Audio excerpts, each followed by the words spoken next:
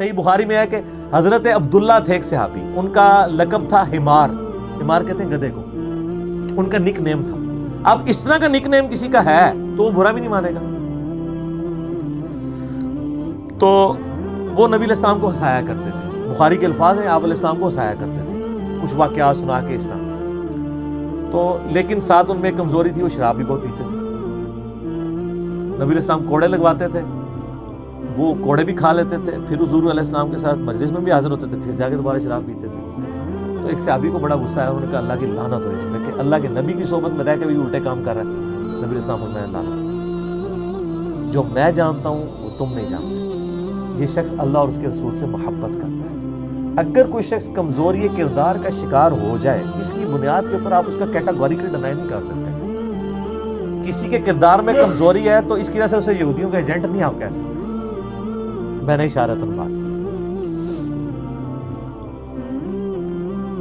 یہ تھوڑی احتیاط کرنی چاہیے۔ اچھا، نبی علیہ السلام کی مبارک زندگی میں یہ چیزیں تھیں۔ صحیح مسلم ایک حدیث ہے، جب میری مجلس نمبر 1 ریکارڈ ہوئی تھی 18 مارچ 2018 کو، تو میں نے بتایا تھا میں نے اس کا نام مجلس کیوں رکھا ہے۔ وہ صحیح مسلم کی میں نے حدیث بیان کی تھی، صحابہ کرام کہتے ہیں کہ نبی علیہ السلام روزانہ ایک مجلس کرتے تھے، فجر کی نماز سے لے کے سورج بلند ہونے تک، حتیٰ کہ سورج بہت بلند ہو جاتا ہے اشراق یعنی چاشت کے وقت تک۔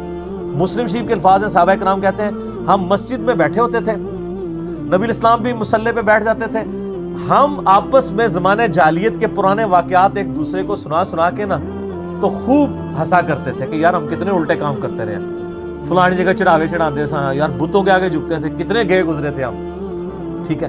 تو کہتے ہیں وہ اتنے مزاحیہ واقعات وہ ہماری زندگی میں بھی ہیں، ٹھیک ہے۔ جو لوگ بھی مزاروں کے پجاری رہے ہیں، اگر آپ ان سے پوچھیں تو پوری سٹوری ہیں ان کی۔ تو صحابہ کرام بھی اس طرح کی چیزیں سناتے تھے، تو کہتے ہیں پھر ہم خوب ہنسا کرتے تھے اپنے اوپر ہی کہ یار ہم کیا کیا کام کرتے رہے۔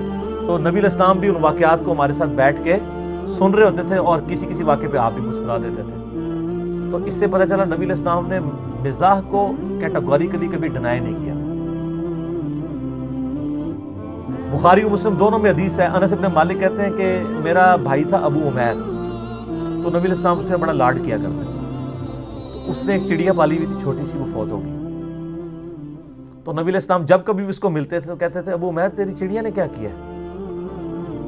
چڑیا نے تو کچھ نہیں کیا، چڑیا فوت ہوئی ہے نا، لیکن بچے کو تو بیچارے کو سینس نہیں ہوتا نا۔ تو نبی علیہ السلام اس سے ہمیشہ یہ مزاح فرمایا کرتے تھے، تو یار تیری چڑیا نے کیا کیا ہے؟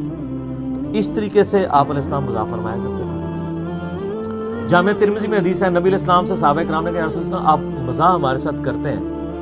تو آپ علیہ السلام فرمایا میں مزاح میں بھی کبھی جھوٹ نہیں بولتا، سچ بولتا ہوں، اور سچائی ہے نا۔ جامع ترمذی اور ابو داؤد میں حدیث ہے نا، ایک صحابی نے کہا یا رسول اللہ مجھے سواری چاہیے، اچھی سی سواری۔ آپ نے فرمایا اسے اونٹ کا ایک بچہ دے دو۔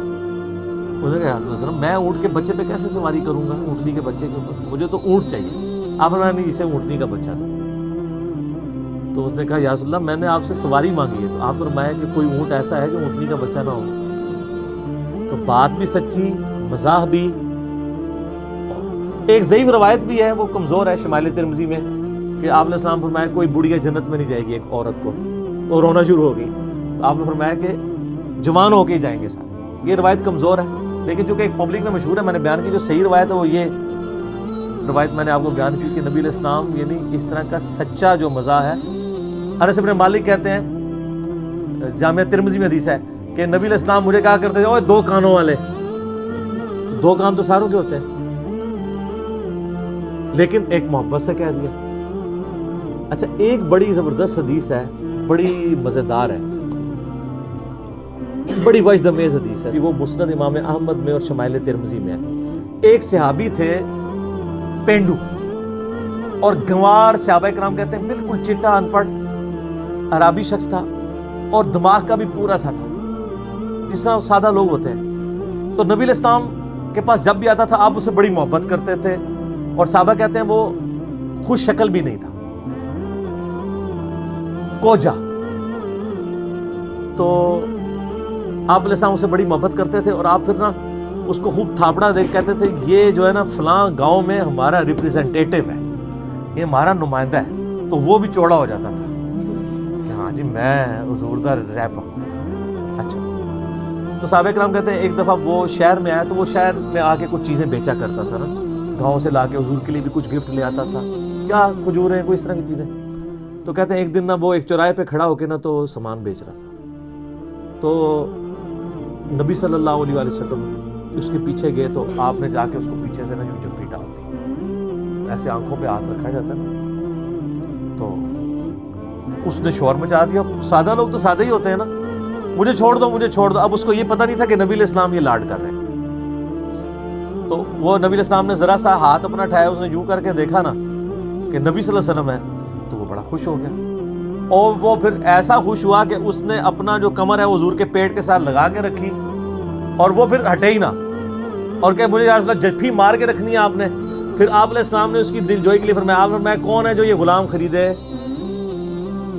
ٹھیک ہے، یعنی وہ چیزیں بیچ رہا تھا. آپ نے فرمایا کون ہے جو یہ غلام خرید لے. تو اس نے کہا یا رسول اللہ صلی اللہ علیہ وسلم یہ آپ کا غلام بڑا کوج ہے، یہ بڑا بد شکل ہے، آپ کو بڑے تھوڑے پیسے اس کے ملیں گے. تو آپ نے فرمایا کہ تو لوگوں کی نظر میں بد شکل ہے، اللہ کے نزدیک تو بہت خوبصورت ہے. ایمان کی وجہ سے شکلیں انسان نے خود تو نہیں اڈاپٹ کی ہوتی، شکل تو اللہ نے دی ہوتی ہے. جس اللہ نے آپ کو شکل دی ہے وہ آپ کو آپ کی شکل کے اوپر تو نہیں تانا دے سکتا. تو آپ فرمایا تو لوگوں کی نظر میں بد شکل ہو سکتا ہے، اللہ کی نظر میں تو بہت خوبصورت ہے. تو اس طرح کے آپ کو کئی واقعات نبی علیہ السلام کی مبارک زندگی میں ملیں گے جس میں آپ علیہ السلام صحابہ کرام کے ساتھ یعنی اس طرح کی گفتگو فرمایا کرتے تھے. تو آپ کو میری طبیعت میں بھی بہت زیادہ اس طرح کا تفنن نظر آئے.